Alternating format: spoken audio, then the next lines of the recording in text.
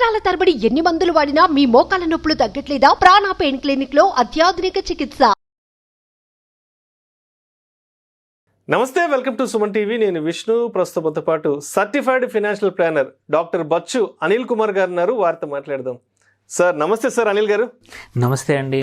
Sir Anil గారు, ఇప్పుడు mutual funds విషయానికి వస్తే డైరెక్ట్ వర్సెస్ రెగ్యులర్ అనేది ఎప్పుడు హాట్ టాపిక్ డిస్కషన్. ఇది డైరెక్ట్గా మనమే ఇన్వెస్ట్ చేసుకుంటే ఎండ్ ఆఫ్ ది డే వచ్చే రిటర్న్స్లో బెనిఫిట్ అంతా మనమే తీసుకోవచ్చు.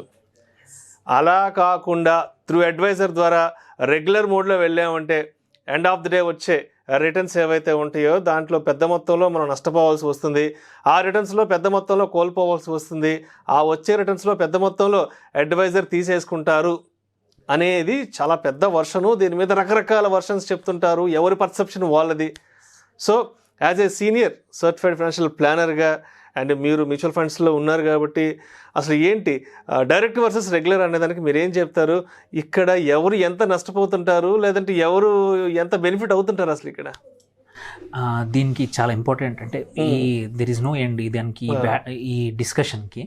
బట్ ఏంటంటే ఫ్యూ థింగ్స్ రెండు సైడ్లు, వెదర్ డైరెక్ట్ బెటరా రెగ్యులర్ బెటరా అనేది రెగ్యులర్గా అడిగే క్వశ్చన్ అయితే ఇందులో ఏంటంటే రెగ్యులర్లో ఒక అడ్వైజర్ మీతో పాటు ఉంటారు. డైరెక్ట్ మ్యూచువల్ ఫండ్స్ ఏవైతే ఉన్నాయో మీ సొంతంగా సేల్ చేయడం అనమాట. సముద్రంలో మీరే అంటే మీకు ఓన్గా డైరెక్షన్ చూసుకొని మీరే పెట్టుకోవడము. వేరేజ్ ఇట్లాంటి మ్యూచువల్ ఫండ్స్ కానీ ఎటువంటి ఫండ్స్ కానీ డైరెక్షన్ దొరికేది రెగ్యులర్లో దొరుకుతుంది. కాస్ట్ పాయింట్ ఆఫ్ వ్యూలో స్మాల్ డిఫరెన్స్ ఉంది. ఇంతకుముందు ఒక ఫ్యూ ఇయర్స్ బ్యాక్ ఏదైతే కాస్ట్ ఏమంటారు అడ్వైజర్ కాస్ట్ ఏదైతే ఉండిందో చాలా ఎక్కువ ఉండేవి. బట్ మీరు చూస్తే few years back already SEBI correction చేసేసింది. ఇప్పుడు చాలా లో, ఇట్స్ మ్యూచువల్ ఫండ్స్ ఆర్ లో కాస్ట్. వాటితో స్మాల్ డిఫరెన్స్, అది కూడా అందులో కూడా ఫండ్ని బట్టి ఉంటుంది. పెద్ద ఫండ్స్ ఉన్నాయి, వెల్ నోన్ ఫండ్స్. ఇప్పుడు ఏంటంటే 10,000 crore AUM అనేది ఒక బేస్ పెట్టారనమాట. దానిపైన ఏదైతే ఫండ్స్ ఉన్నాయో అవన్నింటికి ఆల్రెడీ సెబీ డిసైడ్ చేసేసింది ఎంత ఎక్స్పెన్స్ ఉండాలి అనేది. సో ఆ ఎక్స్పెన్సెస్ కవర్స్ రెండు ఉంటాయి. ఎక్స్పెన్స్లో ఒకటి మార్కెటింగ్ అండ్ అడ్వైజర్కి ఇచ్చే కమిషన్ అనుకోండి, and also fund management whether direct అయినా ఏదైనా కామనే. ఓకే, మార్కెటింగ్ కూడా. బట్ ఇప్పుడు బికాజ్ సెబీ ప్రకారం ఏంటంటే లార్జ్ ఫండ్స్ అని స్మాల్ ఫండ్స్ అని రీసెంట్ వన్ చేసింది కాబట్టి ఓన్లీ స్మాల్ వాటికి కూడా ప్రతిదానికి కూడా ఇంత కన్నా ఎక్స్పెన్స్ రేషియో ఉండకూడదు అని ఫిక్స్ అయిపోయింది.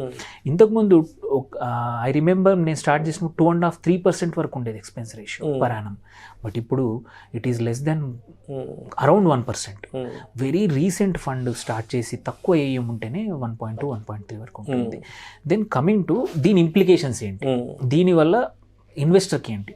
యూజువల్లీ మీరు చూసుకుంటే డైరెక్ట్కి రెగ్యులర్కి ఏ ఫండ్ ఏ స్కీమ్ అయినా చూసుకుంటే ఎనీవేర్ బిట్వీన్ 0.5 నుంచి 0.6% డిఫరెన్స్ ఉంటుంది.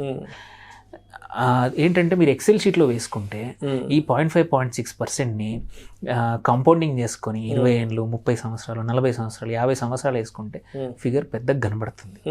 బట్ ఏంటంటే ఈ ఫిగర్ క్యాల్కులేట్ చేసే వాళ్ళలో ఎంతమంది అన్ని రోజులు వితౌట్ డైరెక్షన్ లేకుండా ఇన్వెస్ట్ చేస్తారు?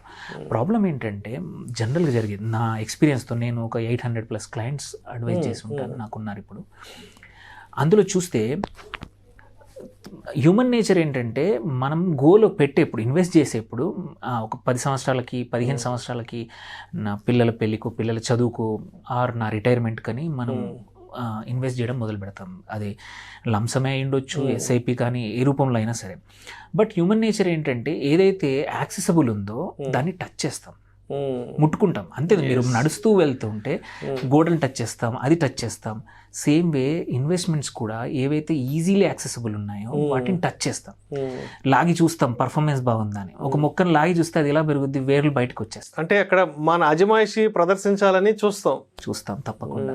అండ్ ఒక 5 సంవత్సరాల తర్వాత నెలకు 10,000 పెట్టిన అమౌంట్ కూడా లెట్సే ఒక 9-8 లక్షలు అయిందనుకోండి, అరే దీంతో గోల్డ్ కొంటాను, కార్ కొనుక్కుంటాను, బయటికి వెళ్తాను, ఒక ప్లాట్ కొంటాను. ప్లాట్ కొనడానికి మళ్ళీ ఇంకొక తప్పు ఉన్న ఇన్వెస్ట్మెంట్ తీసేయడమే కాదు additional. So this a human nature. Whereas మీకు ఒక అడ్వైజర్ ఉన్నారనుకోండి, అడ్వైజర్ యూజువల్లీ ఏంటంటే వద్దు, మీరు అడుగుతారు చేయొచ్చా లేదా అని, ఒక గురువు లాగా మంచి చెడు ఏదో మనల్ని చెప్తూ ముందుకు తీసుకెళ్తుంటారు ఒక మంచి రైట్ డైరెక్షన్. ఇంకొక అనాలజీ కూడా ఉంది. డాక్టర్ దగ్గరికి వెళ్ళేప్పుడు ఈ కాలంలో డాక్టర్లు అంటున్నారు, నువ్వు ఇంటర్నెట్లో చూసి వచ్చావా సిమ్టమ్స్ అంటారు. అయితే ఆగండి, నేను చెప్పేది వినండి, నేను ఇన్ని సంవత్సరాలు చదివాను, నాకు తెలుసు ఈ ప్రాబ్లం ఉంటే ఎలా ప్రోగ్రెస్ అవుతుంది, దీన్ని ఎలా డయాగ్నోస్ చేయాలి, దీనికి మెడిసిన్స్ అవసరమా, డయాగ్నోసిస్ ఏమైనా టెస్ట్లు అవసరమా అనేది డాక్టర్ చెప్తారు. సేమ్ వే ఒక అడ్వైజర్ ఏంటంటే చాలా సిచ్యువేషన్స్ చూసి ఉంటారు, చాలా సంవత్సరాల ఎక్స్పీరియన్స్ అనుభవం ఉంటుంది, మార్కెట్స్ ఎలా పర్ఫామ్ చేస్తున్నాయి, దాన్ని బట్టి యూజువల్లీ ఏంటంటే పోర్ట్ఫోలియో బిల్డ్ చేస్తారు.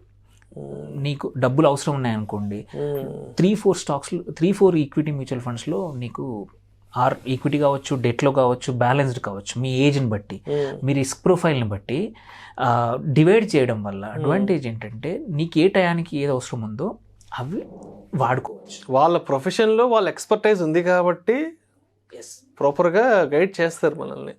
ఇంకొకటి ఏంటంటే ఆపుతారు, ఇది రైట్ టైం కాదు, మీరు ఆగండి, మార్కెట్స్ ఇంకా బాగా పర్ఫామ్ చేయబోతున్నాయి, మీ రిటర్న్స్ ఎక్కువ వస్తాయి, మళ్ళీ లాస్లో ఉన్నప్పుడు తీయండి. సో లాట్ ఆఫ్ అడ్వైజ్ ఏమవుద్దంటే ఇంకొకరు ఉండడం వల్ల మీకు ఒపీనియన్ వల్ల మోస్ట్ ఆఫ్ ద టైం మీ తొందరపడి డబ్బులు తీయరు అనమాట. మీరు అంతేందుకు స్టాటిస్టిక్స్ చూస్తే కూడా మార్కెట్స్ ఫాల్ అయినప్పుడు డైరెక్ట్ మ్యూచువల్ ఫండ్స్లోంచి డబ్బులు రిడెంప్షన్స్ ఎక్కువ అవుతున్నాయి, వెరాజ్ రెగ్యులర్ దాంట్లో స్టేయింగ్ బ్యాక్.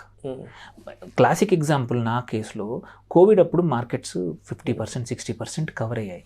మీరు చూస్తే నా ఇన్వెస్టర్స్ని నేను ఒక 100 మంది కాల్ చేసి ఉంటారు, ఒక్కరు ఇద్దరైనా మాట వినలా, మిగిలిన వాళ్ళందరూ విని దే స్టేడ్ బ్యాక్. మీకు డబ్బులు అవసరం లేదు. Most of the time mutual ఫండ్లో ఏంటంటే ఒక 2 డేస్లో డబ్బులు వస్తాయి కాబట్టి అవసరం చిన్నదైనా టచ్ చేయడానికి చూస్తాం, తీయడానికి చూస్తాం. నేను ఆపేశాను. ఎవరైతే తీసేశారో దే లాస్ట్ మనీ, ఎందుకంటే మార్కెట్స్ ఫ్యూ మంత్స్లో రికవర్ అయిపోయింది. 1 yearలో యాక్చువల్లీ డబల్ ట్రిపుల్ అయ్యాయి, మార్కెట్స్ రికవర్ అయిపోయాయి. సో ఒక అడ్వైజర్ ఉండడం వల్ల యూ ఆల్వేస్ నీకు ఒక తీయచ్చా లేదా, ఆగచ్చా, నా గోల్ దగ్గరకు వస్తుంది. సపోజ్ నీ ఒక ఇంటి కోసం అనుకోండి, మీ గోల్ ఒక 5 years తర్వాత ఇల్లు కొందామని డబ్బులు పెట్టారు. సార్ ఇది కరెక్ట్ టైమా కాదు, ఇంకొక 1 month ఆగండి, 2 months ఆగండి, ఇప్పుడు ఏదో సిచ్యువేషన్ వల్ల 5% కరెక్షన్ అయింది అని అడ్వైజ్ చెప్పే వాళ్ళు ఉంటారు. అండ్ యూజువల్లీ ఒకసారి ఆగితే ఏంటంటే కాంపౌండింగ్ ఎఫెక్ట్తో ఇన్వెస్ట్మెంట్ అనేది గ్రో అవుతుంది. ద లాంగ్ యూ స్టే, అంటే మార్కెట్లో ఎంత కాలం ఉంటే అంత ఎక్కువ రిటర్న్స్ వచ్చే అవకాశం ఉంటుంది. అండ్ ఇన్వెస్ట్ చేయడం కష్టం, వాడుకోవడం చాలా ఈజీ. డబ్బుల్ని జాగ్రత్త పెట్టి పక్కన సేవ్ చేయడం చాలా కష్టం. సో సేవ్ చేసిన మనీని ఎన్ని రోజులు కాపాడుకుంటే అది మల్టిప్లై అయ్యి మన అవసరమే కాదు, అవసరానికన్నా ఎక్కువ డబ్బులు వస్తాయి. Because most of the time ఏమవుద్దంటే మనము అవసరానికి క్యాల్కులేట్ చేసేప్పుడు 12%, 13% రిటర్న్స్తో మార్కెట్లో క్యాల్కులేట్ చేస్తాం అనుకోండి ఈక్విటీ ఫండ్స్లో.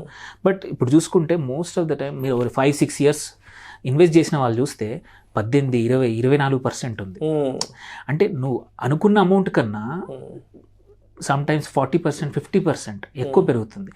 సో ఆ time in the market is more important than timing of the market అంటారు.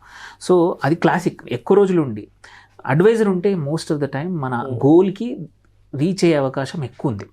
అడ్వైజర్ లేకపోతే డబ్బులు తీసేసే అవకాశాలు ఎక్కువ ఉన్నాయి.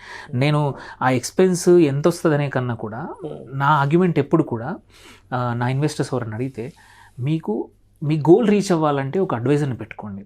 They are like your gate keeper.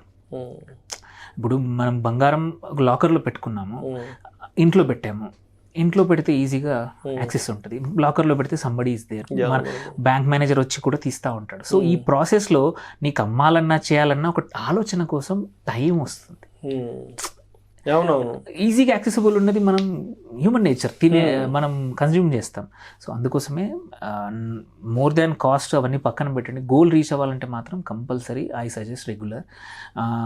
కాకపోతే ఇంకొకటి ఉంది, ఇంకొక క్లాస్ ఆఫ్ ఇన్వెస్టర్స్ ఉంటారు, వెరీ డిసిప్లిన్డ్, వెరీ నాలెడ్జబుల్, అన్నీ చూసి ఉంటారు. వాళ్ళకి డైరెక్ట్ మ్యూచువల్ ఫండ్స్ ఓకే అండి. అండ్ అంటే వాళ్ళు టెంప్ట్ అవ్వరు.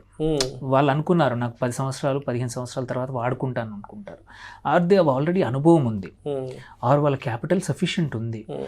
అలాంటప్పుడు వాళ్ళు ఏంటంటే డైరెక్ట్లో వెళ్ళి ఒక అడ్వైజర్కి ఒక ఫీ కట్టి పోర్ట్ఫోలియో ఇవాల్యుయేట్ చేసుకోవచ్చు. ఆ మోడల్ కూడా చాలా మంది చేస్తాం. సో ఈ రెండిట్లలో ఏది బెటర్ కాదు, మనకి ఏది సూటబుల్ అవుతుందో చూసుకోవాలి. Right, thank you so much doctor Anil Kumar గారు. మ్యూచువల్ ఫండ్స్లో డైరెక్ట్ బెటరా, రెగ్యులర్ బెటరా, ఈ రెండింటికి ఉన్న డిఫరెన్స్ ఏంటి, ఎవరికి ఏది సరైన మోడ్ అనే దాని గురించి చాలా చక్కగా మీ అనాలిసిస్ తెలియజేశారు. Thank you so much sir. Thank you అండి. సుమన్ టీవీలో మీ పర్సనల్ అండ్ బిజినెస్ ప్రమోషన్స్ కోసం కింది నెంబర్కి కాంటాక్ట్ చేయండి.